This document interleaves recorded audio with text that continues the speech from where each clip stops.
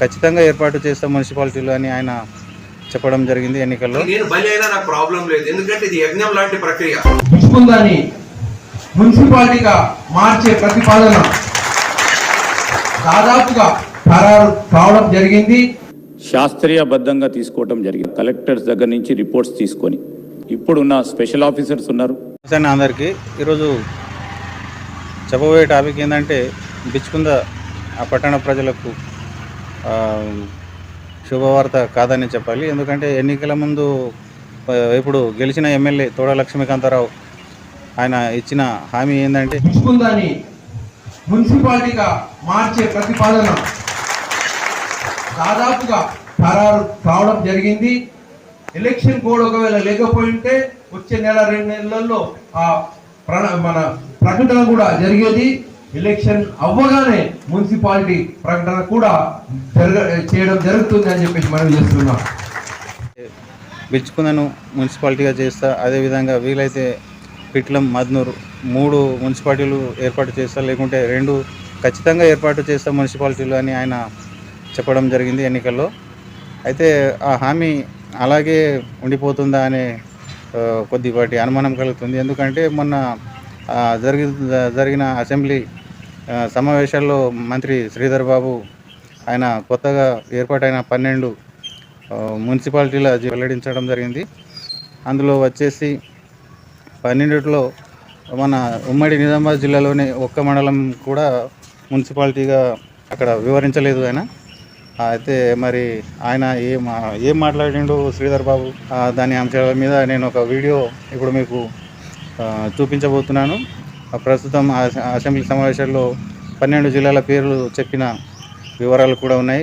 Municipalities కొత్తగా ఏర్పాటు చేయాలని చాలామంది గౌరవ ప్రజాప్రతినిధుల చాలామంది వారు కోరటం జరిగింది అధ్యక్ష. ప్రజలకు సంబంధించి కూడా అక్కడ కొన్ని సందర్భాల్లో ఎమోషన్గా మాకు మున్సిపాలిటీ కావాలి, అదేవిధంగా అక్కడ ఉన్న అర్బన్ సానుకూలతకు సంబంధించి అర్బనైజేషన్కు సంబంధించి మాకు మున్సిపాలిటీ అయితేనే తప్పకుండా అభివృద్ధి చెందుతుందని ఒకటి వారి సెంటిమెంట్ని దృష్టిలో పెట్టుకొని, అక్కడ ఉన్న అవసరాలను దృష్టిలో పెట్టుకొని ఒక నిర్ణయం శాస్త్రీయబద్ధంగా తీసుకోవటం జరిగింది.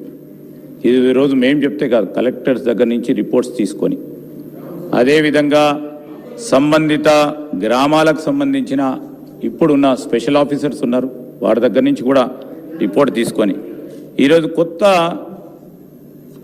అర్బన్ లోకల్ బాడీస్ ఏర్పాటు చేయడం జరిగిందంటే సంగారెడ్డి జిల్లాలో కోహీర్ కొత్త మున్సిపాలిటీ, మహబూబాద్ సంబంధించి కే సముద్రం, అదేవిధంగా భద్రాద్రి కొత్తగూడెంకి సంబంధించిన అశ్వరావుపేట, జనగాముకు సంబంధించిన స్టేషన్ గన్పూర్, నారాయణపేటకు సంబంధించిన మద్దూర్, ఖమ్మం జిల్లాకు సంబంధించి ఎదులాపురం, మహబూబ్ నగర్, దేవర కద్రా, సంగారెడ్డి జిల్లాలో గడ్డపోతారం, గుమ్మడిదెల, ఇస్నాపూర్ 3 మున్సిపాలిటీలు, రంగారెడ్డి జిల్లాలో చేవెళ్ళ, మోయినాబాద్, ఇవి కొత్తగా ఏర్పాటు చేస్తూ ఉన్న కొత్త మున్సిపాలిటీస్ అధ్యక్ష.